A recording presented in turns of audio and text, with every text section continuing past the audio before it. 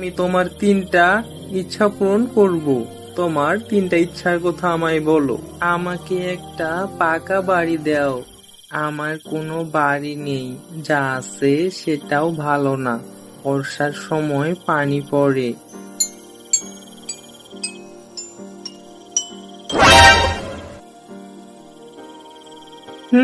এবার দ্বিতীয় ইচ্ছার কথা বলো আমায়। আমাকে একটা মোটর সাইকেল এনে দাও। আমার একটা মোটর সাইকেল নেওয়ার খুবই ইচ্ছা।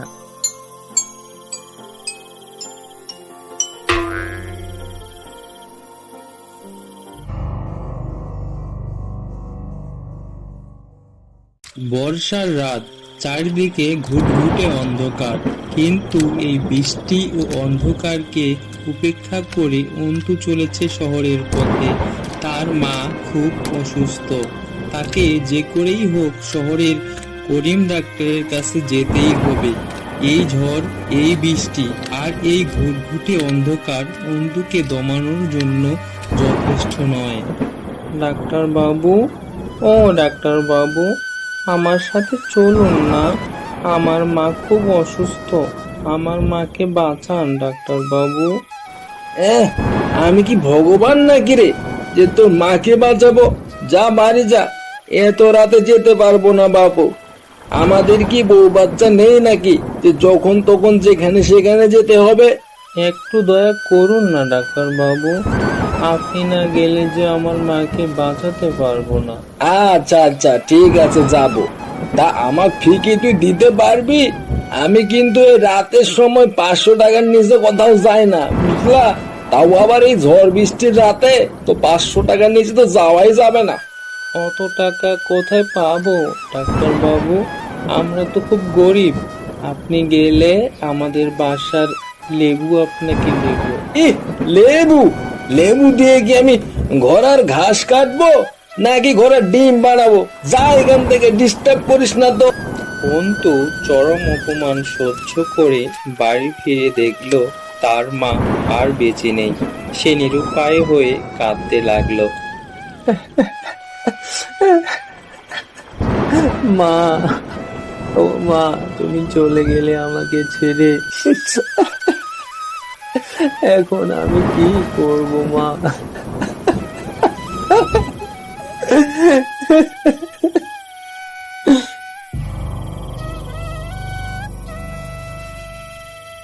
হায় রে আমার কপাল, এই বয়সেই মা মারা গেল। এই জীবনে তো আপন বলতে আমার আর কেউ রইলো না। এখন যে আমি কি করি? কাল থেকে তো কিছুই খাওয়া হয়নি। তা কাল সকাল হলেই কিছু খাবারের খোঁজে বাইরে যেতে হবে। করিম চাচা, ও করিম চাচা, আমাকে কিছু খেতে দেবে? কাল রাত থেকে কিছুই খাইনি। আমাকে খেতে দাও গো চাচা, আমি তোমার সব কাজ করে দেব। এমনি যে তোমাকে খাবার দেই রে বাবা, দেশের যা অবস্থা তুমি তো জানোই, আমারই তো ঠিক মতো চলে না। বুড়িমা, ও বুড়িমা, আমাকে কিছু খেতে দাও না গো। কাল রাত থেকে আমি কিছুই খাইনি গো বুড়িমা। তোমাকে কেমন করে যে খেতে দেই রে বাবা, আমি তো ঠিক মতো খেতে পাই না। 3 মাস হলো আমার ছেলে তো আমারই খোঁজ নেয় না রে বাবা।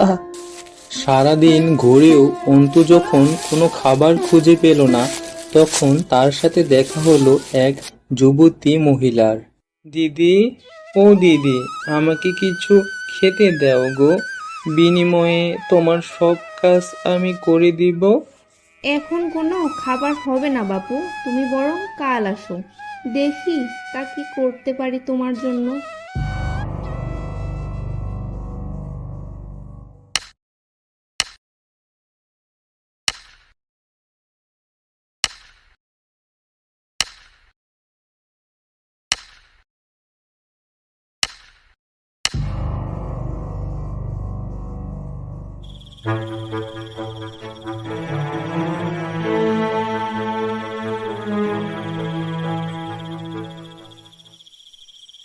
দিদি, ও দিদি, সারাদিন তো কাঠ কাটলাম, একটু খেতে দাও গো, খুব ক্ষুধা লেগেছে আমার।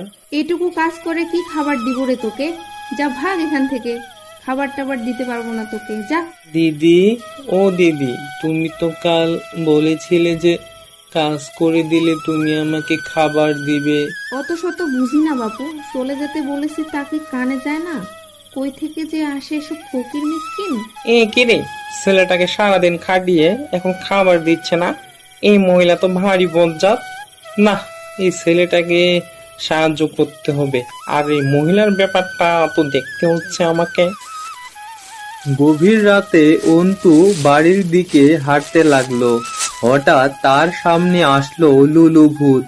অন্তু ভয় পেয়ে বলল, এই, কে তুমি? আমার পথ আটকালে যে, আমাকে মেরো না। ছোট্ট বন্ধু, ভয় পেও না, আমি তোমার বন্ধু লুলু। তোমার আর দিদির সব ঘটনা আমি শুনেছি, আমি তোমাকে সাহায্য করতে চাই। কিভাবে তুমি আমায় সাহায্য করবে শুনি? আমি তোমার 3টা ইচ্ছা পূরণ করব। তোমার 3টা ইচ্ছার কথা আমায় বলো। আমাকে একটা পাকা বাড়ি দাও। আমার কোনো বাড়ি নেই, যা আছে সেটাও ভালো না, বর্ষার সময় পানি পড়ে।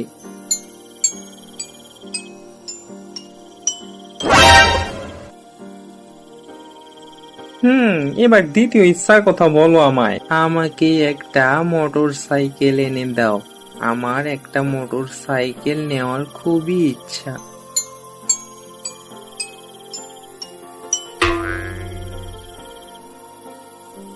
আচ্ছা, এবার তাহলে তুমি তোমার শেষ ইচ্ছার কথা বলো আমায়। আমাকে এমন একটা খাবার হাড়ি দাও, যার খাবার কোনোদিন শেষ হবে না। আমি অনেক দিন সেই হাড়ি থেকে খেতে পারবো।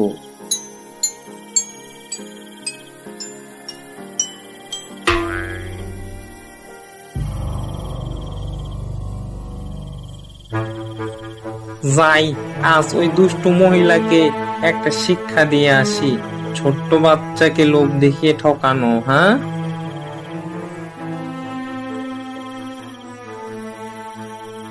এই দুষ্ট মহিলা, তুমি আমার বন্ধু অন্তুকে দিয়ে কাজ করিয়ে নিয়ে কোনো খাবার দেওনি, এর শাস্তি তোকে পেতেই হবে। এই নেই তোর শাস্তি। ও মা গো, ও বাবা গো, বাঁচাও আমাকে, মরে গেলাম গো, বাঁচাও। কেমন শাস্তি দিলাম রে তোকে দুষ্ট মহিলা? দুষ্ট লোকের শাস্তি এমন হওয়া উচিত, আর ভালো লোককে দিতে হয় তার সততার পুরস্কার। আর হ্যাঁ বন্ধুরা, আমার এই চ্যানেলের কার্টুনগুলো যদি তোমার ভালো লাগে, তাহলে আমার এই চ্যানেলটিকে তোমরা সাবস্ক্রাইব করো এবং লাইক কমেন্ট করে আমাদের সাথেই থাকো।